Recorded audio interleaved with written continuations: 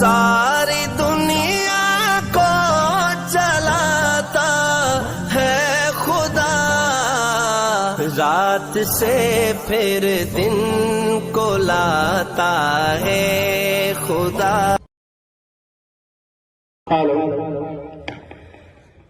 बता क्या पूछता है मौत में किसका गुजारा है, मेरी नजरों में देखो मौत का दिलकश नजारा है, मेरे हाथों की रेखाओं में नक्शे दिसारा है, लहू के आखिरी कतरे में हिंदुस्तान पुकारा है, मेरा दिल है मेरी जान है, मेरी आंखों का तारा है,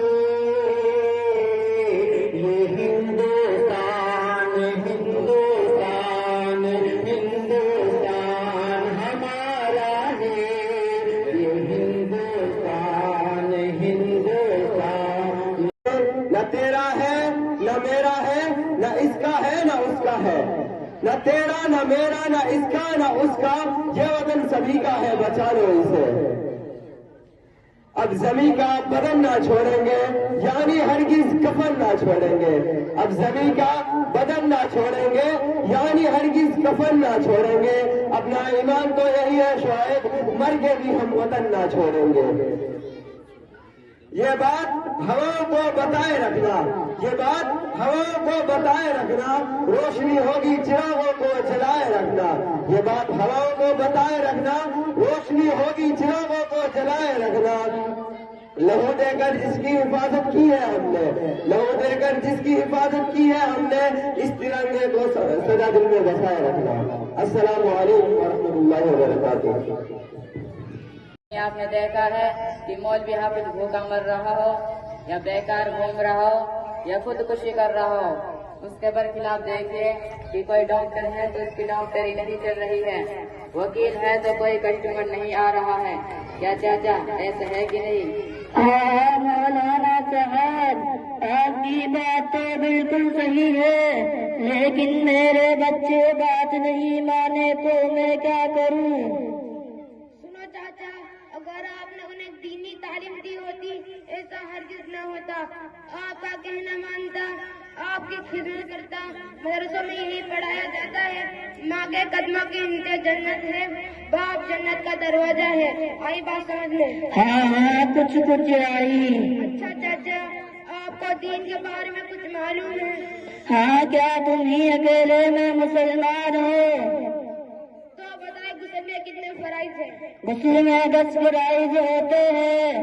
नंबर 1 पानी का होना, नंबर 2 तौलिया और लुंगी का होना, नंबर 3 बाल्टी और लोटा का होना, नंबर 4 सत्र को छुपाने के लिए चड्डी का होना, नंबर 5 कपड़े उतार कर नल पे जाना, नंबर 6 इस्तिंजा करना, नंबर 7 बैतुल खला जाना, नंबर 8 ठंडी के मौसम में गर्म पानी का होना, और ये सब न हो तो गुस्ल न होगा. अस्सलामु अलैकुम वरहमतुल्लाहि वबरकातुहू. स्कूल 40 से शुरू की और पढ़ने में प्लस लाती है. फिर तो आपकी बेटी दीनियात में टॉप आई होगी. क्यों नहीं, मेरी बेटी को इस घड़ी सूट और जो है आपको जो कुछ हो मुझसे पूछ सकते हैं. क्या मैं इससे कुछ सवाल कर सकती हूँ? हाँ, क्यों नहीं. अच्छा बेटा, आप बताओ, अगर हमें नमाज पढ़नी हो और हमें पानी ना मिले तो हमें क्या करना चाहिए? आंटी, आपने तो बहुत आसान सवाल कर दिया, मुझसे तो थोड़ा स्ट्रॉन्ग सवाल करो. स्ट्रॉन्ग नहीं बेटा नहीं, आसान सवाल का ही जवाब दे दो. पानी ना मिले तो क्या करना है? नमाज की छुट्टी. पानी ही नहीं है तो नमाज कहाँ से पढ़ेंगे? अच्छा बेटा साइन, तुम बताओ, अगर हमें नमाज पढ़नी हो और हमें पानी ना मिले तो हमें क्या करना चाहिए? अम्मी जान, जब कभी ऐसा मौका हो जहाँ पानी मैसर ना हो या पानी से किसी बीमारी के बढ़ने का अंदेशा हो या पानी तक पहुँचना मुश्किल हो तो तयम्मुम करके नमाज पढ़ लेनी चाहिए, कज़ा नहीं करना. अम्मी, यह तयम्मुम क्या होता है? मुझे क्या पता, तू ही बता. अरे तुमने ही तो कहा था मेरी को चाहता है, कर देना मेरी इंसान। अरे मैं इधर है और तुम आ जाकर बैठिए इधर। चलो तुमसे भी आसान सवाल करती हूँ, बताओ हमें कितनी चीजों पर ईमान लाना जरूरी है? ला इलाहा पढ़ना बस।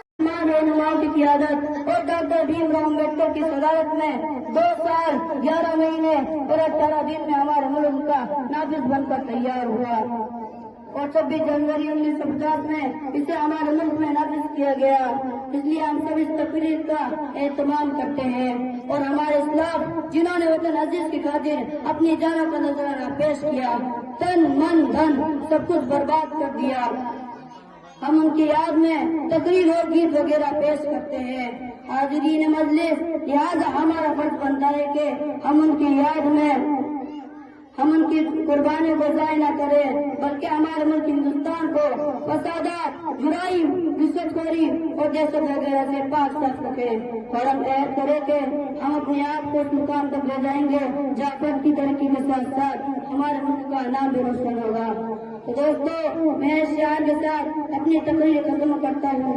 भाई ये फक्र से कहते हैं ये मुल्क हमारा है, ये मुल्क हमारा है, ये मुल्क हमारा है, ये मुल्क हमारा है, दिलो जान से प्यारा है, जमहूरी वतन अपना भारत जिसे कहते हैं, प्यारा है वतन अपना भारत जिसे कहते हैं, जमहूरी वतन अपना भारत जिसे कहते हैं, प्यारा है वतन अपना।